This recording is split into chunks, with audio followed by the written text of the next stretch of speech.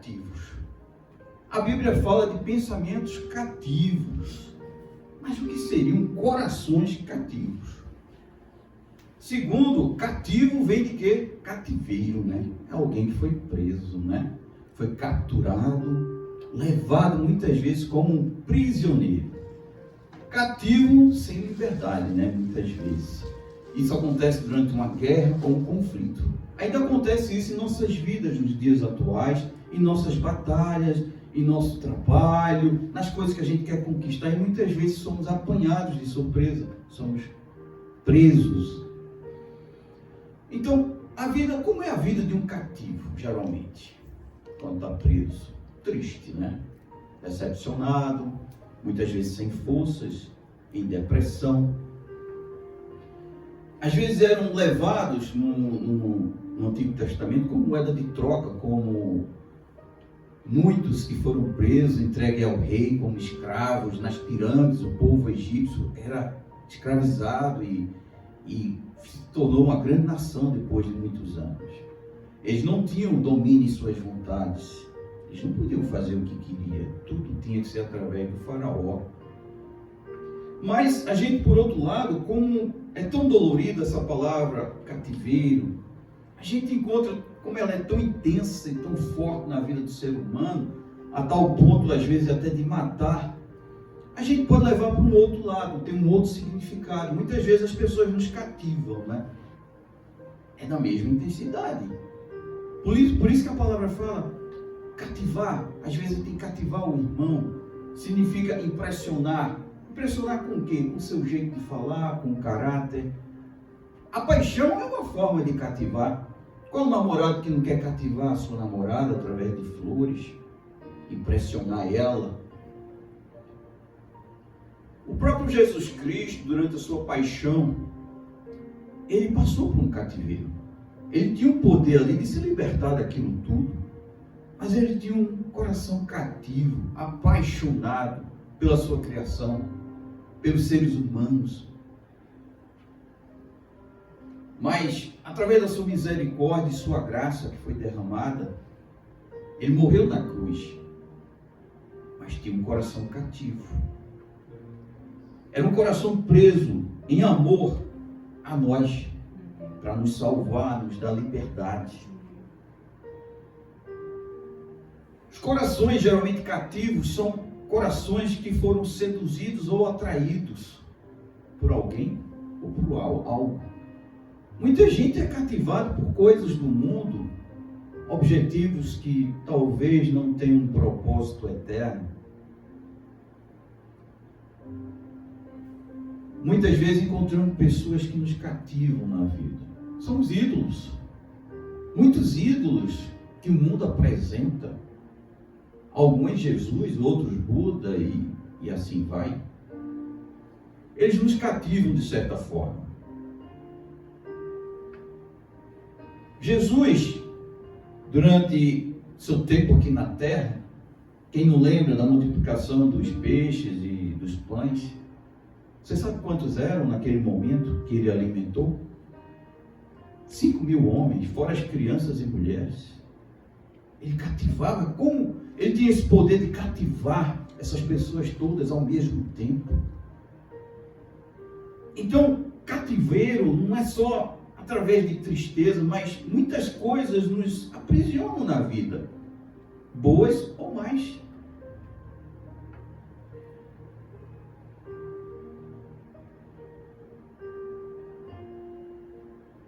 Abrir o velho homem, abdicar do velho homem para que o novo possa entrar. Isso é paixão. Tem que estar apaixonado por Cristo para mudar esses caminhos que muitas vezes estão errados dentro de nós. Temos um coração apaixonado, um coração devoto, um coração piedoso, um coração cativo. Cativo para a gente poder cativar outras pessoas, trazê-las, atraí-las para o Evangelho. Quais seriam os cativeiros, as coisas negativas que nos cativam, nos aprisionam muitas vezes? A obstinação. Muitas pessoas são obstinadas por coisas vãs. Isso é um cativeiro também. O toque é um cativeiro. Quantas pessoas estão em transtorno ali? A própria palavra toque significa transtorno obsessivo, compulsivo. Veja como isso é forte, é um cativeiro dentro da pessoa. Ela não consegue ver nada fora do lugar e aquilo começa a trazer transtorno para ele. Isso é um cativeiro. A depressão é outro cativeiro. Pessoas ficam tristes, sem forças, sem propósitos na vida.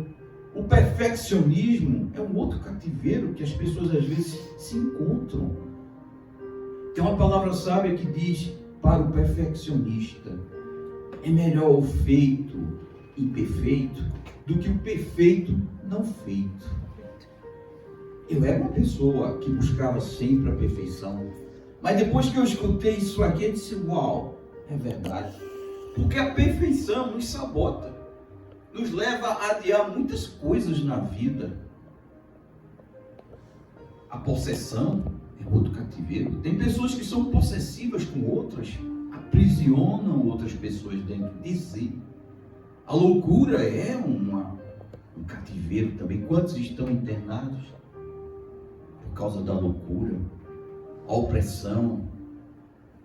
São corações que não fazem o que quer, são aprisionados.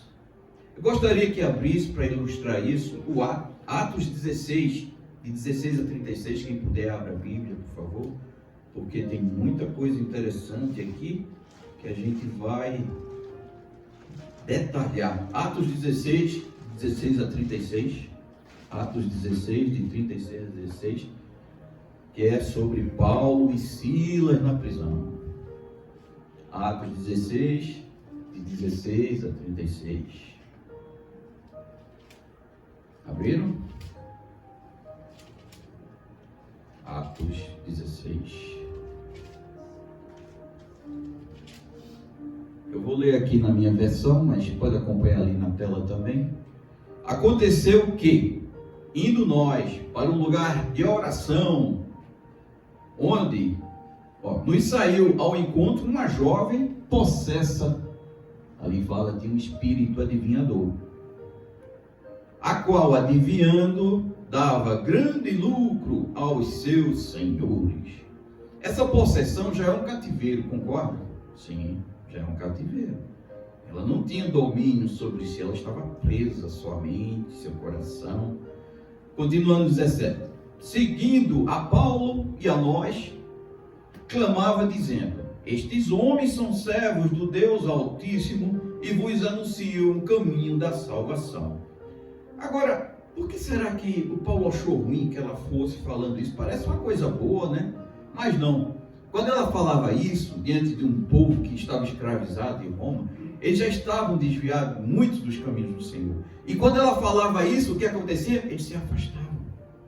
Não tinha oportunidade de Paulo chegar para cativar aquela pessoa, falar sobre o Evangelho, porque ela estava atrás já gritando e anunciando. Mas aí vamos ver o que aconteceu. Seguindo a Paulo e a nós, clamava dizendo: estes homens são servos do Deus Altíssimo e vos anunciam o caminho da salvação. Isto se repetia por muitos dias. Então Paulo, já indignado, voltando-se, disse ao Espírito: em nome de Jesus eu te mando, retira-te dela. E o que aconteceu? E ele na mesma hora saiu, vendo os seus senhores que lhes desfizeram a esperança de lucro, porque tinha uma pessoa que se aproveitava, daquele espírito, daquela mulher. Aí o que é que fizeram? Com tanta raiva, porque não tinha mais aquele lucro de adivinhação, agarraram Paulo e a Silas, os arrastaram para a praça, à presença de autoridades, e levando-os aos pretores, disseram: estes homens, sendo judeus, Paulo não era judeu, era romano, perturbaram a nossa cidade. Qual era a cidade? Roma. Propagando costumes que não podemos receber. Está vendo aqui? Eles já tinham um impedimento. Essa mulher já impedia a propagação do Evangelho, por isso que ele expulsou. Propagando costumes que não podemos receber nem praticar, porque somos romanos, somos escravos. Então, levantou-se a multidão unida contra eles e os pretores, rasgando-lhes as vestes, e mandaram açoitá-los com varas. Poderia açoitá-lo com as roupas, Mas aqui houve o que? Uma humilhação. Deixaram eles nus. Despiram eles. Humilharam. E depois açoitaram. Com varas. E depois de lhes darem muitos açoites, os lançaram no cárcere. Mas veja aqui o que aconteceu de pior, além do cárcere. Ordenando ao carcereiro que os guardasse com toda a segurança. Este, recebendo tal ordem, levou-os o cárcere interior. Era o mais profundo a mais profunda habitação do cárcere. Haviam vários níveis, ele levou lá para o fundo. Mas o que é que vocês acham que teria nesse cárcere interior? Muita umidade, ratos, falta de ar. A coisa pior do que a gente estar com falta de ar, eminente morte ali, você tentar puxar o ar e o ar não entrar nos seus pulmões, a umidade, a água se acumulando dentro do seu pulmão, diminuindo a capacidade de respirar. Foi muito sofrimento. Além de tudo, o que aconteceu? Ele lhes prendeu os pés no tronco, eles não podiam se mover, nem para pegar um arzinho ali no canto, num lugar mais alto, não tinha, estavam presos ali no tronco. Por volta da meia-noite, presta atenção nisso aqui, meia-noite, Paulo e Silas oravam e cantavam louvores a Deus. Como pode? Nós sabemos que para cantar a gente precisa de mais ar, é ou não é? E não tinha ar. A gente precisa encher os pulmões para cantar. E não havia essa preciosidade e fartura naquele lugar. Mas eles cantavam e oravam a Deus. Qual era a situação desses homens? Era para estarem tristes, lutando pela vida. O coração deles deveria estar ali também, né? Triste. Mas o coração deles já estava preso. Estava cativo já, antes desse cárcere. A quem? A Cristo. Eles já eram cativos a Cristo, não havia nada neste mundo que pudesse os cativar novamente, porque a alma deles já estava liberta. Não era o corpo que iria ditar isso, porque é do coração que emanam todas as emoções do ser humano. Mas os corações deles já estavam cativos a Jesus Cristo. Aleluia. O Paulo nem o conheceu, mas já era cativo a Deus. Continuando aqui, por volta da meia-noite, Paulo e Silas oravam e cantavam louvores a Deus, e os demais companheiros da prisão escutavam. Olha só, não estavam dormindo, escutavam. De repente sobreveio tamanho terremoto que sacudiu os alicerces da prisão. Mas até aí a gente observa uma coisa: sacudiu os alicerces da prisão. Foi um terremoto comum, né? Mas Deus aqui coloca uma assinatura aqui, porque imagine você, o solo da cadeia profunda, tremendo, mas será que as cadeias de ferro, os grilhões iriam quebrar ou abrir? Mas ele fala aqui, abriram-se, é como Deus dissesse: olha, a minha assinatura aqui, ó, além do terremoto, foi eu que fiz, viu? Eu vou abrir o quê? Todas. Não ficou nenhuma fechada. Ele fala que abriram-se todas as portas. Todas. Eu falo todas. Não faltou nenhuma. Glória a Deus. E aconteceu o quê? Soltaram-se. Todos eles soltaram-se. Foi uma coisa sobrenatural. As cadeias, e soltaram-se as cadeias de todos. O carcereiro despertou do sono, lógico, com aquele barulho todo, e vendo abertas as portas do cárcere, imediatamente o que ele fez? Puxou a espada e ia suicidar-se. Por quê? Porque ele seria morto. Porque se todos fugissem, ele seria morto. Era o próprio rei. Era a obrigação dele manter preso. A punição era esta. Ele ia suicidar, supondo que os presos tivessem fugido. Mas Paulo falou: ei, não. Ei, moço, não. Paulo bradou. O que é que ele bradou? Em alta voz. Ele disse, além de bradou em alta voz: não te faças nenhum mal, que todos, irmãos, como Todos ficaram ali naquela cadeia. Todos queriam ir para casa. Há quantos anos eles estavam ali passando fome, com feridas, sem ar, aquela umidade? Quantos queriam ir para casa ver seus filhos, filhos que nasceram e cresceram, se tornaram homens e não os conheceram? Suas esposas, suas mães. Como ele pôde manter todos ali na cadeia, com os grilhões abertos? Como Paulo fez isso? Cativando-os, pregando o evangelho.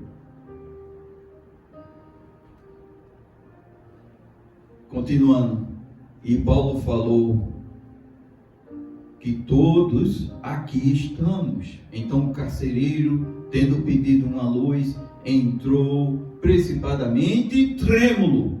Ele até então não acreditava, porque seus olhos não estavam vendo. Ele disse: é agora que vão me matar, todos eles. Ele entrou trêmulo, com medo. Ele disse: é agora que eu vou morrer. Mas sem acreditar, ele não acreditava que todos estariam ali. Prostrou-se diante de Paulo e Silas. Depois, trazendo-os todos para fora, disse: senhores, que devo fazer para que seja salvo? Respondeu-lhe, Paulo e Silas responderam: creia no Senhor Jesus e serás salvo, tu e tua casa. Por quê? Porque ele garantiu que ele sendo salvo, a casa dele também seria salva. Porque esse homem exercia o sacerdote, era ele o provedor, era ele o chefe da família, era ele que exercia autoridade sobre a esposa e os filhos. A bênção do Senhor é contínua. A partir do momento que alguém aceita o Evangelho, é eminente essa graça de querer levar isso para outras pessoas. E por que não levar aos entes queridos que estão com ele, na intimidade da casa dele? São esposa, filho, sogra, sogro. E o que aconteceu? E lhe pregaram a palavra de Deus e a todos os de sua casa. E naquela mesma hora da noite, imagine você que tudo isso começou à meia-noite, né? Foi uma noite intensa, né? Terremoto, abriu-se, todos saíram, ainda tiveram tempo de pregar o evangelho para ele e para toda a família, todos aceitaram. Uma noite muito intensa. Cuidando deles, lavou-lhes os vergões dos açoites que estavam feridos, Paulo e Silas. E a seguir foi ele batizado, teve batismo, teve batismo também, não só para ele, como para todos os seus. Então, levando-os para a sua própria casa, ele deu comida, lhes deu e pôs à mesa, deu comida. Eita noite intensa, com todos os seus. E se manifestava ali grande alegria por terem crido em Deus.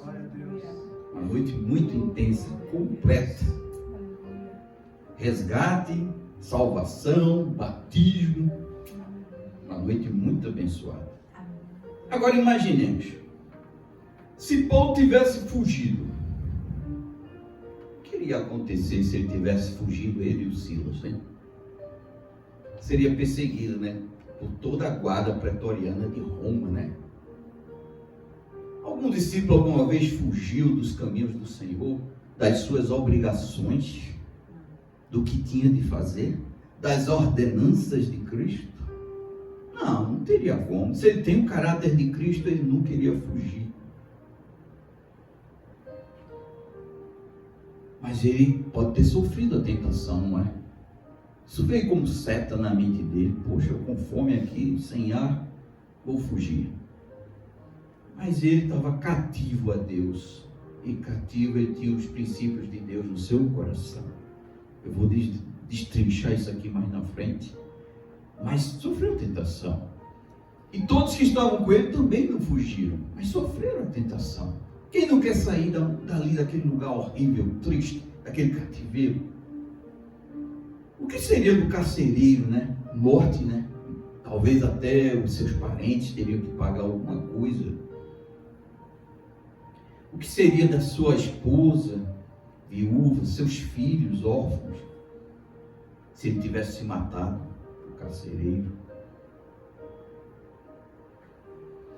Então, continuando aqui, quando amanheceu, os pretores, aqueles que haviam anunciado a prisão por Paulo e Silas, enviaram os oficiais de justiça com a seguinte ordem: põe aqueles homens em liberdade.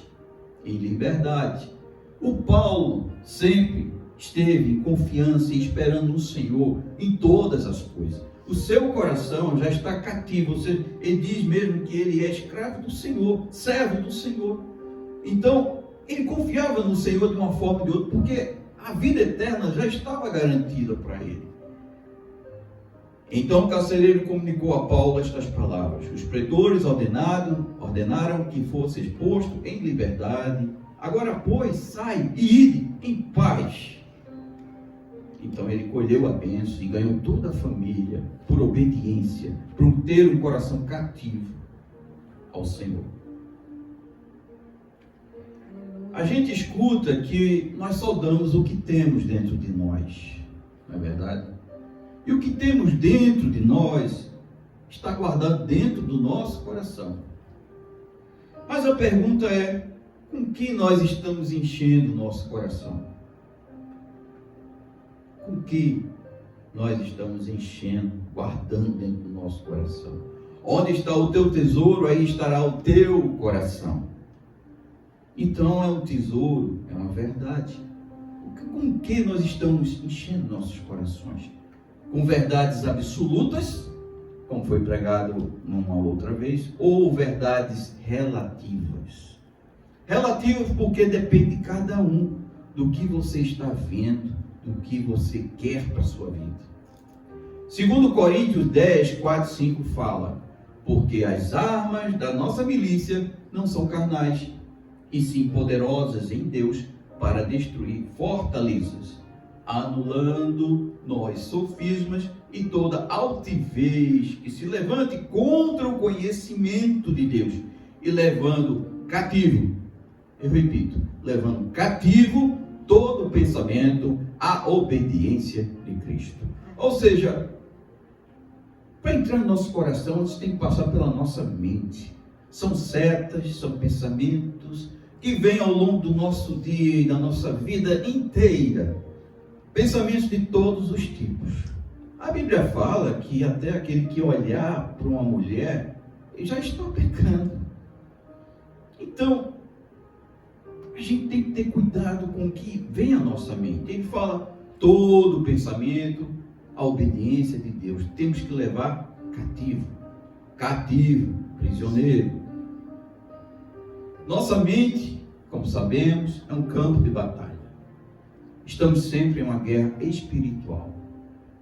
Sempre a nossa mente vai ser o elemento estratégico de Satanás para encher nosso coração. Lembre-se, só vai para o coração o que passa pela nossa mente, o que achamos que é verdade, o que defendemos como aparente verdade ou absoluta verdade, que é Cristo Jesus, através de sua palavra e do Espírito Santo. Os pensamentos não vemos e nem tocamos, não são reais por enquanto. Mas a partir do momento que você deixa entrar em seu coração, pode se manifestar naturalmente aqui na terra, através de ações. São as guerras, é o ódio, é a vingança, todas essas coisas, é a mentira, todas essas coisas vêm, mas a partir do momento que dermos vazão a ela, isso vai ser realizado no mundo natural. Assim como dermos vazão às coisas absolutas em Cristo Jesus, lembrem-se, não são só as coisas negativas. Muita gente só está pensando nas coisas negativas, mas vamos pensar nas coisas celestiais, nas promessas de Deus, que somos filhos, herdeiros e co-herdeiros com Cristo, que a vontade dele é boa, perfeita e agradável. Não vamos deixar que pensamentos negativos invadam nossa mente e nosso coração e fiquemos amargos. Vamos deixar Deus adoçar nossa vida, trazer alegria e paz. Muitas vezes nós não deixamos, acreditamos mais nas coisas negativas e infernais deste mundo do que nas coisas celestiais que Deus tem prometido na sua santa palavra e através da presença do Espírito Santo em nós. Lembre-se, é uma luta constante em nossa mente, é uma batalha. A partir do momento que acordamos, que estamos conscientes, é uma batalha, são muitos pensamentos que não vamos conseguir, sou derrotado, mas combate o bom combate, com a fé em Cristo Jesus e com a palavra dele. Traga a palavra dele para dentro do seu coração. É a verdade que tem que ser defendida, não a que você acha, ou que os outros passam. Nós não somos todo mundo. Lembre-se, todo mundo é do mundo. Nós não somos todo mundo. Nós somos separados por Cristo. Somos criaturas, nossos caminhos são individuais. O caminho coletivo é para a morte e perdição, é para todos. Mas para aqueles que estão em Cristo tem um caminho separado. Eu não sei o caminho, eu não enxergo, mas a palavra diz que Ele nos leva até lá. Ele pega em nossas mãos, muitas vezes nos carrega quando estamos feridos ou abatidos, para levar para esse caminho da salvação. Só basta querer, só basta pedir, só basta clamar. Nem o jejum vai nos levar para a salvação. O jejum é apenas para que possamos poder escutar a Cristo. É quando enfraquecemos a nossa carne para escutarmos a Cristo e vemos o quanto somos dependentes dele, até para respirar por um minuto. Mas voltando aqui, é de nossa responsabilidade não permitir que pensamentos errados nos conduzam a sentimentos também errados, pois eles nos farão tomar decisões contrárias aos planos de Deus para a nossa vida. É nossa responsabilidade combater o bom combate. Deus dá todas as ferramentas, cabe a nós. Nós temos que ter o hábito, como temos o hábito de todos os dias escovar os dentes, tomar um banho ou fazer qualquer coisa. Muitas vezes fazemos todas essas coisas sem pensar. Escovamos os dentes, não vamos pensar, eu vou escovar para cima, depois para baixo, vou fazer assim, assim. Não, é automático, gente. Chegou na pia, pegou a escova, colocou a pasta, você está pensando em outras coisas, mas sua mãozinha está lá, tá, acabou. É automático, isso se chama hábito. E a palavra fala que nós temos que ter o hábito de refletir sobre todos os nossos pensamentos. A gente tem que pensar em tudo que a gente pensa, por incrível que pareça. De onde vem? Por que eu vi isso? Por que eu estou pensando assim? O que aconteceu? Foi um filme? Foi uma palavra maldita de alguém dentro da minha casa? Foi alguém que me falou alguma coisa na minha infância e agora está refletindo neste momento, no presente? Mas eu não estou no passado, eu estou no presente. Também não vou estar no futuro. O futuro causa ansiedade. A Deus pertence o meu futuro. Ele que cuida, mas eu sei ainda mais que meu futuro é bom, perfeito e agradável, porque esta é a vontade do Senhor. Por que não me apegar a isso? Porque eu vou me apegar na destruição do mundo. Sei que o mundo vai de mal a pior, mas eu não vou investir no mundo, vou investir nos céus. Glória a Deus, é por aí, gente. Então temos que ter esse hábito de pensar sobre os nossos pensamentos. Fazendo como? Confrontando-os com a palavra. O confronto é briga mesmo, meus irmãos. É brigar com a gente mesmo, confronto com a palavra de Deus. Deus, eu não estou acreditando que isso vai acontecer em meu benefício. Mas se for da tua vontade, me dá fé para isso que eu possa crer. É assim que a gente tem que fazer. E Deus faz. Faça prova. Tem intimidade. Não tem como alcançar os céus sem intimidade. Nas pequenas coisas. Fala com Deus como se fosse realmente um amigo. Está chateado? Fala. Estou alegre? Fala. Também não esqueça dele quando estiver na fartura ou na alegria, fazendo como quiser. Não! Sempre debaixo da vontade de Deus. Corações cativos. Então esse hábito, essa intimidade com Deus, de sempre estar colocando em xeque os teus pensamentos, que o nosso coração é enganoso por natureza, vai nos levar a um efeito, podemos dizer, higiênico. Vai limpar nosso coração, vai nos alvejar, vai nos santificar.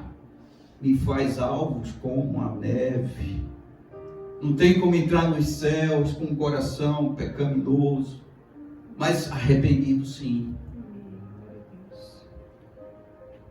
Comecemos então a nos disciplinar, a ter esse hábito de questionar até o nosso deitar, nossos atos durante o dia, os pensamentos, e confrontar com a palavra. Será que Deus gostaria que eu estivesse desse jeito, pensando desta forma, agindo dessa forma? A gente tem que questionar.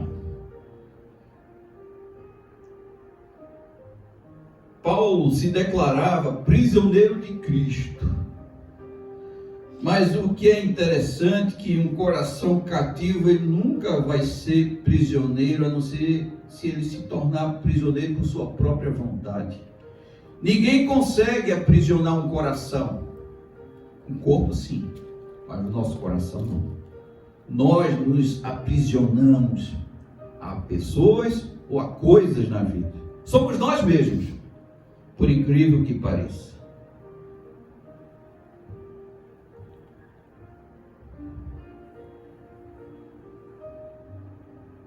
Eu posso dizer também, interessante, que um coração cativo é um coração dentro de outro coração. Já perceberam isso? Um casal que é apaixonado. Como é isso, hein?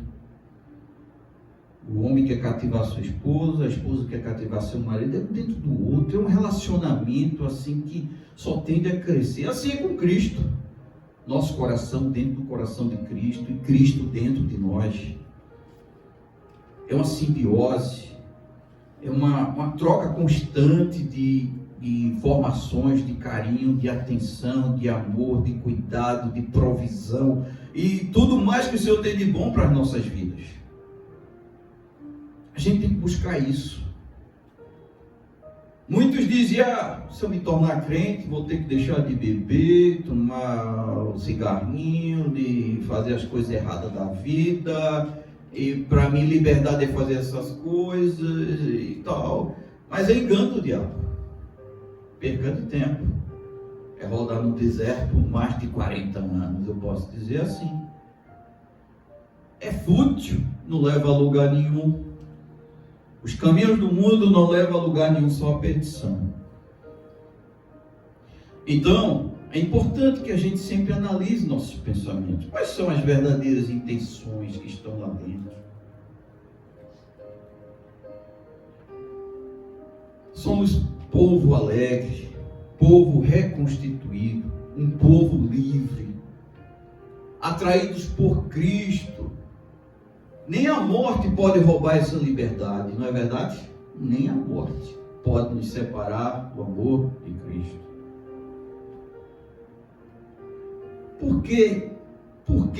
Pelo que nós estamos hoje nos ansiando, nos preocupando, buscando? O que está enchendo nossos corações? Em que nós estamos verdadeiramente cativos? Será que buscamos um grande amor aqui na terra? Será que teu coração está cativo apenas pelas coisas que estão aqui na terra? Pelo que podemos ganhar ou ostentar? Que tipo de cativeiro nós estamos hoje? Porque o homem sempre tem alguma coisa dentro do seu coração. De que nós estamos enchendo nosso coração? Quais são as verdades que estão lá dentro? O que realmente está nos cativando? O que será que realmente está nos cativando aqui na terra? Será que é um filho? Será que é a vontade de Deus? São os seus caminhos? Será que a gente está o tempo todo pensando nessa vida eterna? O que eu posso construir para o futuro, para a vida eterna? Ou será que eu quero investir aqui na terra ainda? Podemos concluir que pensamentos cativos vão gerar uma mente cativa e vão gerar um coração cativo. Um coração cativo que não se prende a ninguém aqui na terra ou a nenhuma outra coisa, apenas ao amor de Cristo, ao que Ele fez. Eu vejo corações cativos como elos, sabe? Imagine você que tem uma grande